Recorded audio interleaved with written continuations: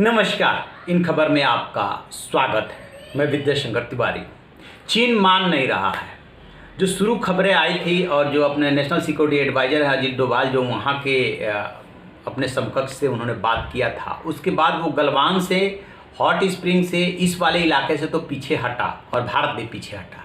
लेकिन दो ऐसे पॉइंट है जिसको लेकर के चीन अड़ा हुआ है। वो है पेंगोंग झील और दूसरा है देप्सोंग। पेंगोंग की स्थिति यह है कि जो फिंगर 4 से लेकर के 8 तक, जहाँ तक भारत गश्त करता था, वहाँ पे वो ऊपर पे जो है अपना बंकर बना करके बैठा हुआ है, वहाँ से हटना नहीं चाहता। क्यों नहीं हटना चाहता? क्योंकि इस रणनीति के हिसाब से वो बहुत ही उसके लिए महत्वपूर्ण है। क्योंकि ये जो हमारी DBO रोड है जो 250 किलोमीटर है, वो उसके लिए ऐसा लग रहा है जिससे वो सोच रहा है कि बहुत बड़ा खतरा हो गया है, तो वो टॉप पे बने रहना चाहता है। और दूसरा जो है देप्सोंग है। देप्सोंग में क्या हुआ है कि 10 जो PP है, पेट्रोलिंग पॉइंट, 10, 11, 12, 13, ये जो पेट्रोलिंग पॉइंट थे जहाँ पे भारतीय सेना गश्त करती थी, तो 10 से आगे नहीं जाने दे रहा है उसको, वहाँ पे रोक के बैठा हुआ है। वहाँ पे उसको क्या खतरा नज़र आ रहा है कि यही जो रोड जा रही है, वहाँ से जो कर्राकोरम हाईवे है, वो दूरी 8-9 किलोमीटर बैठती है। तो उससे जो है चीन डरा हुआ है कि ये जो है भारत के लिए भारत और चीन के दोनों के लिए बहुत स्ट्रेटजिक रूप से महत्वपूर्ण है। अब सवाल ये है कि चाहे सामरिक रूप से जितना महत्वपूर्ण हो, आप भारत की जगह या भारत के हक को कैसे रोक सकते हैं? एक तरफ वार्ता हो रही है। अब समझिए कल परसों लगभग 1.5 दिन 14 घंटे कमांडर स्तर की बातचीत चली है। और मान के चलिए कोई भी मीटिंग हो, चाहे घर में मीटिंग हो रही हो, चाहे समाज में मीटिंग हो रही हो, चाहे इंटरनेशनल लेवल पर मीटिंग हो रही है, मीटिंग जितनी लंबी खिंचती है, इसका मतलब कि डिस्प्यूट बरकरार है। यानी कि दोनों में से कोई भी पक्ष मानने को तैयार नहीं है। भारत भी जो है ये कैसे मान लेगा कि आप 4 से 8 तक ऊपर टॉप पे बने रहिए, जब हम वहाँ तक गश्त करते थे। और भारत का दावा ये है कि पेंगोंग में फिंगर 1 से लेकर के 8 तक हमारा है, 8 के पास से जो है LAC गुजर रही है। और आप कहते हैं कि नहीं, ये LAC इधर गुजर रही है, 2 के पास से गुजर रही है। तो यदि परसेप्शन में अंतर है भी, तो जो पहले की स्थिति थी, यथास्थिति, वो तो बरकरार रखी है। 1999 में जब करगिल का भारत युद्ध लड़ रहा था, तब आपने 4 से लेकर के 8 तक रोड बना ली और बाद में उसको पक्का कर लिया।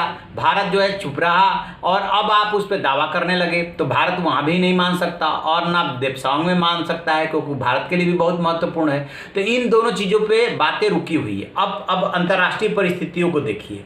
चीन एक तरफ जो 59 चीनी ऐप्स बैन किया गया है, उसको लेकर के गिड़गिड़ा भी रहा है कि इस बैन को हटाइए। भारत ने कह दिया कि नहीं, वो तो देखिए इस झगड़े से उसका कोई मतलब नहीं, हम तो सिक्योरिटी रीजन से हटाए, हमारे देश को लोगों का डेटा जो है ट्रांसफ़र हो रहा था। इसके अलावा हुआवे को लेकर के ऑस्ट्रेलिया बैन कर रहा है, अमेरिका बैन कर रहा है, ब्रिटेन बैन कर रहा है, भारत में भी उसकी एंट्री बैन हो रही है। और भारत खुद ही जो है उसकी तैयारी कर रहा है, कैसे 5G है, दूसरे अपने स्वदेशी और मदद लेकर के उसको तैयार किया जाए।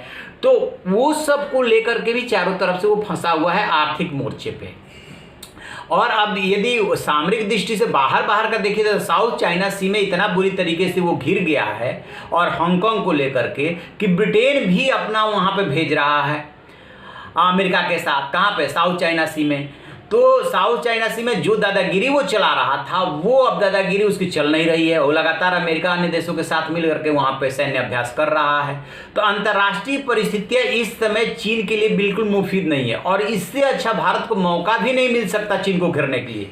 चीन जो बार बार इतनी लंबी मीटिंग खींच रहा, तय मानिए वो अपनी तैयारी कर रहा है और भारत अपनी तैयारी कर रहा है। भारत ऐसा नहीं है कि उस पर यकीन कर रहा है, भारत भी अपनी तैयारी कर रहा है। पता नहीं कब संघर्ष की नौबत आ जाए, कुछ पता नहीं। क्योंकि यदि वो पेंगोंग से नहीं हटता है, देप्सोंग से नहीं हटता है, तो भारत उसको स्वीकार नहीं कर लेगा। और अंतर्राष्ट्रीय राजनीति में बातचीत होती है, इसलिए बातचीत हो रही है। उस बातचीत का बहुत ज़्यादा मतलब नहीं है, क्योंकि जब तक आप खुद मजबूत नहीं होंगे, उसे ये नहीं लगेगा कि बात आगे बढ़ सकती है, तब तक वो कैसे हटेगा। तो वो भी अपने देश के लोगों को मैसेज दे रहा है। अब उसकी परिस्थिति, अंदरूनी परिस्थितियों को समझिए। अभी तक वो देशवासियों को ये नहीं बता पाया है कि हमारे 35 लोग सैनिक मारे गए हैं या 40 सैनिक मारे गए हैं। अभी तक उनका अंतिम संस्कार तक नहीं हुआ है, बॉडी को जब वैसे ही रखा हुआ है। घर के लोगों को मना रहा है कि आप जो है उसका अंतिम संस्कार मत कीजिए और कोई शोर शराबा मत कीजिए। क्यों? क्योंकि उसे ये डर लग रहा है कि यदि ये बात आउट हो गई कि भारत के 20 सैनिक मारे गए थे, हमारे 35 या 40 मारे गए थे, तो फिर हमारी महाशक्ति स्वरूप का क्या होगा? जो महाशक्ति बनने के लिए सब कुछ हमने वारफेयर छेड़ा, कौन सा? बायोलॉजिकल। ये क्या है? कोरोना बायोलॉजिकल वारफेयर ही है। उसके बाद हमने सभी देशों को, आसपास के जापान को लेकर, जापान को, ताइवान को, भारत को दबाने की कोशिश की, कोई दब के नहीं दे रहा है, तो फिर हम महाशक्ति कहाँ से बनेंगे? और नहीं तो अमेरिका जो है दरवाजे तक आकर के आपको चुनौती दे रहा है। तो चीन जो है बुरी तरीके से बौखलाया हुआ है, बातचीत करके वो मसले को टालना चाहता है। तो अब जो है भारत के जो रक्षा मंत्री पिछले दिनों जब उनका कार्यक्रम बना था, 3 तारीख के लिए बन रहा था, अचानक प्रधानमंत्री वहां पहुंच गए थे। अब रक्षा मंत्री राजनाथ सिंह 17 और 18 जुलाई को जा रहे हैं वहां पे, और वहां स्थिति का जो भी है वो आकलन करेंगे, क्या पोजीशन है, क्या तैयारी है हमारी। तो दोनों तरफ से तैयारी चल रही है, दोनों तरफ से दोनों पक्ष अड़ा हुआ है। ड्रैगन को मनाने के लिए, मतलब उसको संदेश देने के लिए मान के चलिए कि कूटनीति का सहारा लेना पड़ेगा। जंग हर चीज़ का समाधान नहीं है, जंग तो आखिरी विकल्प है, उसकी भी नौबत आ सकती है। देखते हैं आगे क्या होता है, जो भी अपडेट होगा हम आपको बताएंगे। आप देखते रहिए हमारा डिजिटल चैनल इन खबर। Thank you. इन खबर चैनल को सब्सक्राइब करें और बेल आइकन दबाना ना